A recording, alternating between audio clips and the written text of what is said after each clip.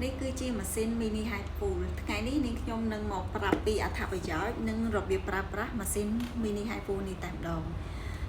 ម៉ាស៊ីននេះវាតូចហើយងាយស្រួលក្នុងការប្រើប្រាស់ហើយក៏ស្រួលក្នុងការទុកដាក់ផងដែរបងប្អូនជាមុនដំបូងយើងត្រូវចុចប៊ូតុងបើកជាមុនសិនពេលដែលយើងបើកហើយយើងឃើញប៊ូតុងនៅខាងលើនេះគឺសម្រាប់សេរីយកកម្រិតខ្លាំងកម្រិតខ្សោយទៅតាមដែលបងប្អូនចូលចិត្តវាមានពីកម្រិតទី1រហូតដល់កម្រិតទី5អញ្ចឹងនាងខ្ញុំសេរីយកកម្រិតទី4ដោយសារតែនាងខ្ញុំចូលចិត្តកម្រិតទី4តែចំពោះបងប្អូនថ្មីគឺបងប្អូនអាចសាកពីកម្រិតទី1ទៅសិនហើយបងប្អូនពេញចិត្តនៅកម្រិតមួយណាបងប្អូនលើក្រោយយកកម្រិតតាមនោះតែម្ដងបន្ទាប់មកទៀតគឺយើងត្រូវប្រើ aloe vera gel នេះលាបនៅលើផ្ទៃមុខសិនមុននឹងធ្វើការដើរម៉ាស៊ីនអូខេឥឡូវនេះខ្ញុំលាប aloe vera gel ទៅលើថ្ពាល់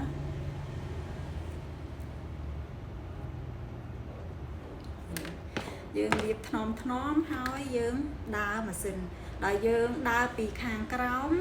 ឡើងទៅលើបែបនេះយើងធ្វើដដែលអញ្ចឹងមកគឺធ្វើពីក្រោមឡើងទៅលើពីក្រោមឡើងទៅលើជាពិសេសនៅតំបន់ចង្អុលមាត់នេះបងប្អូនគឺយើងអស់ពីចង្អុលមាត់ហ្នឹងឡើងទៅដល់ត្រចៀករបស់យើងអូខេធ្វើអញ្ចឹងមកបងប្អូនយើងធ្វើដដែលអញ្ចឹងមកហើយបន្ទាប់មកគឺយើងអស់នៅក្រោមភ្នែកគឺជាតំបន់ដែលងាយនឹងជ្រួញខ្លាំងជាងគេក្រោមភ្នែកនិងកន្ទុយភ្នែកនេះបងប្អូនអស់កន្ទុយភ្នែកចឹងមកធ្វើដូចនេះខ្ញុំបង្ហាញមកហើយអស់ក្រោមភ្នែកបន្តទៀតមកអូខេយើងធ្វើអញ្ចឹងហើយយើងអាចធ្វើ10ឬក៏20ដងក្នុងមួយខាងអញ្ចឹងទៅឬក៏30ដងក៏បានដែរទៅតាមតាបងប្អូនមានពេលវេលាតិចឬក៏ពេលវេលាច្រើនអញ្ចឹងណាបងប្អូនយើងធ្វើអញ្ចឹងមកហើយយើងធ្វើមួយខាងទៀតដូចគ្នាគឺយើងលាបចែលមុននឹងយើងដើរម៉ាស៊ីននេះហើយក្នុងការលាបចែលយើងលាបថ្នមដែលយើងប្រើម្រាមដៃចង្អុលដែលវាមិនសូវមានកម្លាំងខ្លាំងលាបថ្នមមកហើយយើងចាប់ផ្ដើមដើរពីក្រោមឡើងទៅលើដូចមួយខាងទៀតអញ្ចឹងបងប្អូនគឺបងប្អូនធ្វើអញ្ចឹងមកហើយ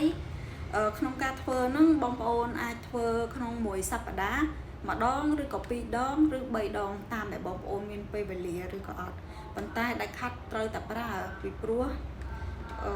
បងដែលមានវ័យច្រើនចាប់ពី40ឡើងដូចជាមានខ្ញុំអញ្ចឹងគឺត្រូវតែប្រើរបស់ជំនួយអញ្ចឹងហើយដើម្បី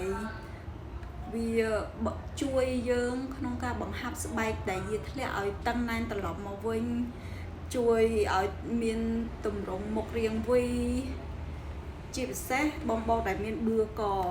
អញ្ចឹងយើងអាចដើរនៅលើតំបន់កបានទៀតគឺវាជួយបំបត្តិបឿករបស់បងប្អូនអញ្ចឹងណាបងប្អូនហើយបន្ទាប់មកទៀតនេះយើងអស់ក្រោមភ្នែកអញ្ចឹងអស់ក្រោមភ្នែកអញ្ចឹងមកកន្ទុយភ្នែកអូខេពេលដែលយើងអស់10 20ឬក៏30ដងរួចរាល់ហើយយើងអាចមកដើរលើថ្ងាសម្ដងហើយដើរលើថ្ងាសហ្នឹងយើងត្រូវលាបចែលដូចដែលយើងធ្វើនឹងអញ្ចឹងបងប្អូន